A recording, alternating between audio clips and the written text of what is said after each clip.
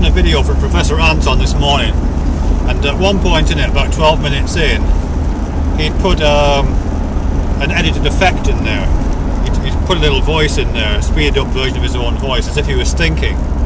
And it really took me by surprise, because up to that point, I guess I'd just got kind of lulled into the pseudo-liveness that all these videos have, you know, like the one I'm making right now. In fact, I might put a little edit in. No, I won't bother. But you know, when we do these kind of videos, we are simulating liveness, aren't we? As if I'm just speaking off the cuff to you directly in real time.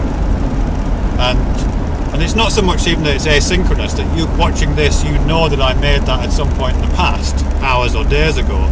But it's that, so it's not just that asynchronicity of it. It's to do with I think it comes out of the idea that there's something immediate about this. Immediate, without media, without mediation.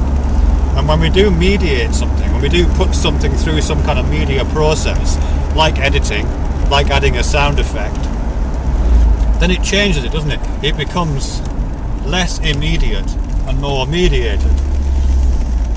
Mediatized or something, yeah. And for me, there's something in there about the way that time operates in these kinds of expressions, these kind of utterances.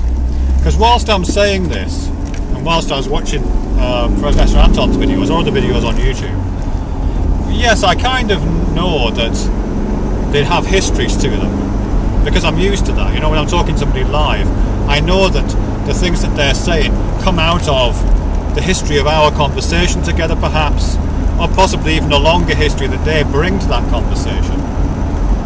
But I don't assume that it's got any future in it.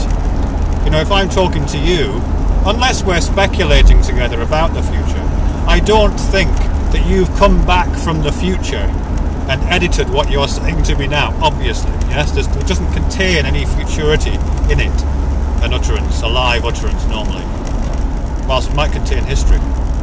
But an utterance on YouTube isn't like that, is it?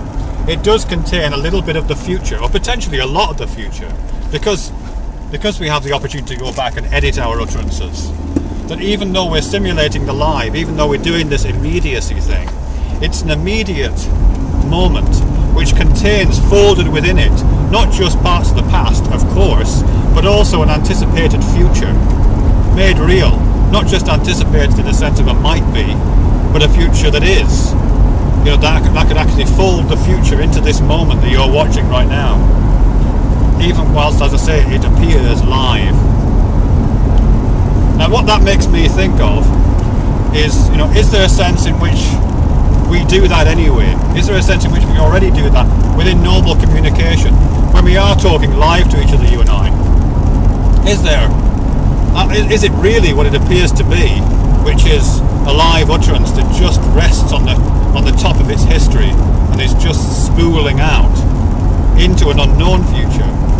Or is the future already kind of lassoed by my words and pulled into the present?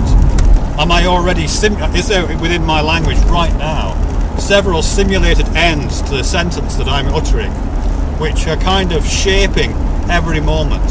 So the sentence that I'm using right now, these words right now, I can kind of feel them as they're coming out of my mouth, and I can kind of feel the trajectory they're on. I don't know exactly where they're going, but I can kind of feel the end of this journey affecting the steps that I'm making right now, the words that I'm saying right now, both in terms of their cadence, you know, whether they've got an upward inflection, as if they're being lofted into the air, or whether they've gone past the top and are now on a downward inflection. I can feel the end of that downward journey shaping the cadence of my language, or just the length of it, you know, how long these sentences are, partly obviously governed by my capacity to hold my breath, but also, or control my breath, but there's also a sense in which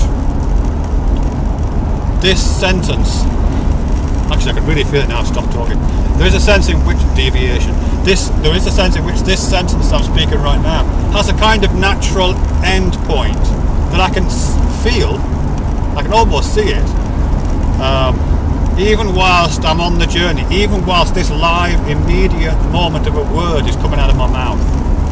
and the larger one, you know, the end of this journey, the end of this video that I'm making, the end of this conversation is kind of beckoning, and it's a lot closer than it was a minute ago. But the fact that I know that, and the fact that's coming through to a certain extent, I think, in these words that I'm saying, must mean that the future is already wrapped up in the present.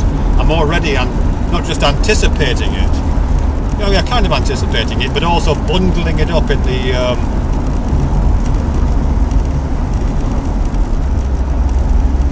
moments that I'm speaking, you know what I mean? Maybe that's what this being alive and awake is about, at least partially. You know, William James had this phrase, the remembered present, where to be alive and awake and conscious has this sense of, it's like remembering the past, but you're doing it live. You know, you're remembering this moment. There's this kind of second chamber to consciousness, where it's not just that you're doing something, but you're